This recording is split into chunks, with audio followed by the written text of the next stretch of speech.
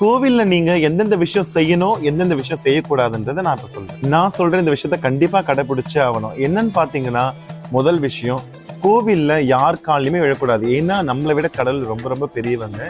அதனால கோவில்ல தயவு செய்து அவங்க உங்களோட பெரியவங்களா இருந்தாலும் அவங்க காலில் தயவு செய்து விழவே விழாதுங்க. ரெண்டாவது விஷயம் பாத்தீங்கன்னா, நீங்க கோயிலுக்கு போறீங்கன்னா முடிஞ்ச அளவுக்கு உங்க குடும்பத்தோட கோயிலுக்கு போக பாருங்க. அது ரொம்ப ரொம்ப சிறப்பானது, ரொம்ப விசேஷமானது. மூணாவது விஷயம், நீங்க பரிகார ஸ்தலத்துக்கு போறீங்க, இப்ப திருநள்ளாறு போறீங்க, இல்ல குருஸ்தலம் போறீங்க, இல்ல புத கிரகஸ்தலம் போறீங்க, அந்த மாதிரி பரிகார ஸ்தலம் நீங்க போகும்போது கண்டிப்பா உங்க வீட்டுக்கு தாங்க நேரா போகணும், வேற யார் வீட்டுக்கும் போக கூடாது. அதே மாதிரி நாலாவது விஷயம் என்னன்னு பாத்தீங்கன்னா, வெளியூருக்கு நீங்க வெளி பிரயாணம் திருப்பதியோ இல்ல மாதிரி பெரிய பெரிய கோயில் பழனியோ திருச்செந்தூர் இந்த மாதிரி வெளி கோயிலுக்கு நீங்க போகும்போது கண்டிப்பா உங்க குலதெய்வத்தோட அனுகிரகம் கண்டிப்பா வேணும். குலதெய்வ உத்தரவு வாங்கிட்டு தான் போகணும்.